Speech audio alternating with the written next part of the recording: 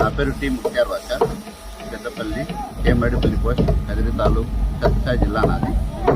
Anti corruption bureau all India president నేను పల్లెలో పుట్టినాను. ఇక్కడ పెద్దపల్లి.